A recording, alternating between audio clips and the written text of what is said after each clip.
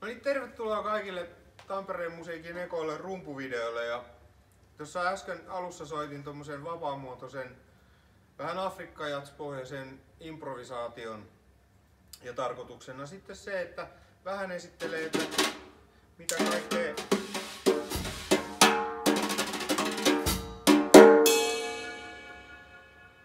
voi sudeilla tehdä. Sudeillahan voi soittaa ihan niinku kapuloilla.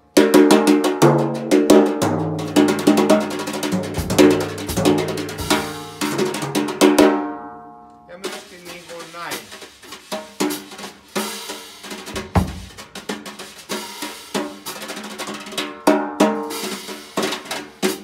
Ja mahdollisuudet on rajattomat siinä ja koitan vähän avata tätä kivaa katoavaa kansanperinnettä. Ja mä lähtisin liikkeelle ihan perusasioista ja perusjatsikomppauksesta tässä videossa. Ja myöskin mä teen näistä kaikista kuviot ja sitten transkripsaukset, nuotit, jotka voi täältä Tampereen musiikista sitten halutessa hakea. Ja se selventää, mitä tässä tapahtuu tämän videon yhteydessä. Että täältä voi niitä tosiaan käydä sitten hakemassa. Joka viikko julkaistaan rumpuvideo joka perjantai kello 5. Eli nyt mennään tämmönen aika perus jatsikuvio.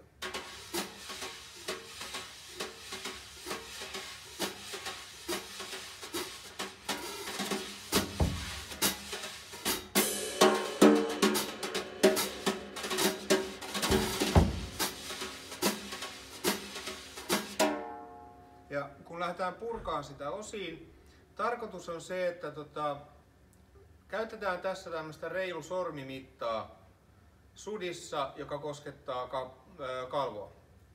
Ja ei lähdetä lyömään sutia loppuun asti, koska antaa sudin tehdä myöskin oma työnsä ja harjaksethan taipuu, kun se lyö kämmentä vasten loppumetreillä niin tai senteillä, niin se harjas osuu tuohon kalvoon ja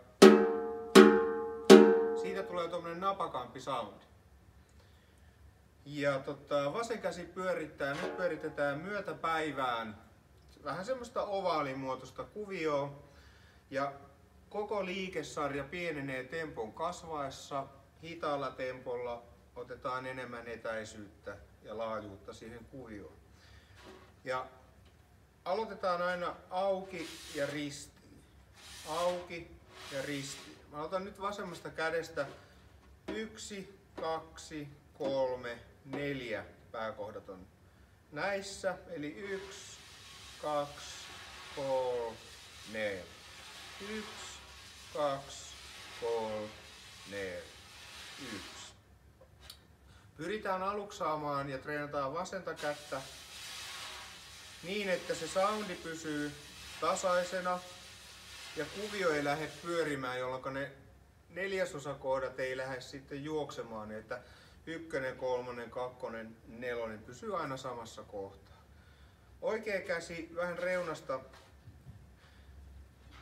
1,5 sudin verran keskelle päin ihan soundin takia. Ja näitä soundeja voi sitten hyväksi käyttää myöskin, mutta lähdetään näistä perusjutuista, eli reunasta otetaan tommonen etäisyys ja tosiaan toi sormietäisyys pidetään se tuossa sudissa ja 1, 2, 3, 4, 1. Ja sitten kun mennään oikealla kädellä tonne ristiin, niin mennään vähän keskikohdan ohi ja kuolleen rummukohdan ohitse.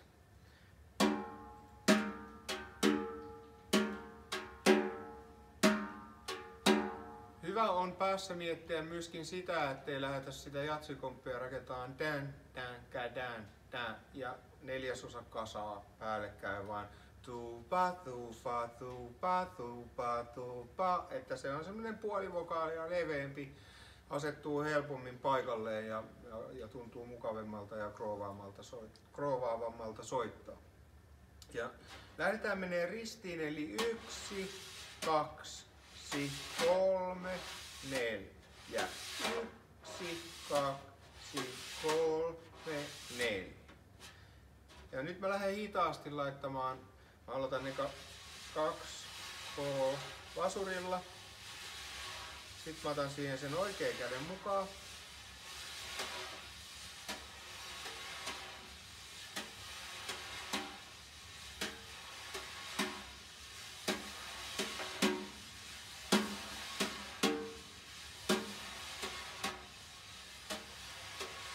Dynamiikkaa, sitä kannattaa heti miettiä.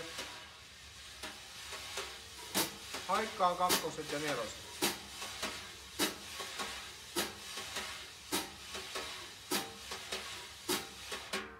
Sitten tää on ihan loppuporkkanaksi vielä se, että jos me tehdään tämmönen kämmenlyönti pyörittäessä.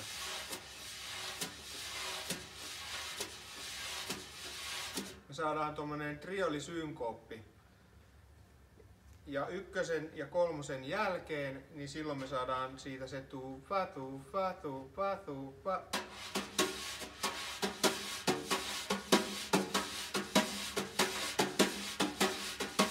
Mutta voi myöskin ottaa kaikki neljäsosat tänne ylös.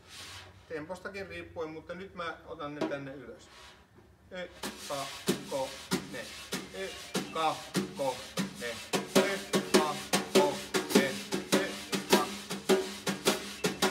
sitä voidaan käyttää hyväksi sitten värittämällä tätä komppia.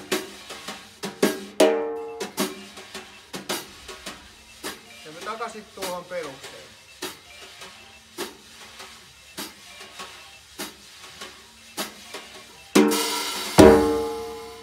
Kiitos ja tervetuloa katsomaan videota lisää ja nähdään ensi viikolla viimeistään.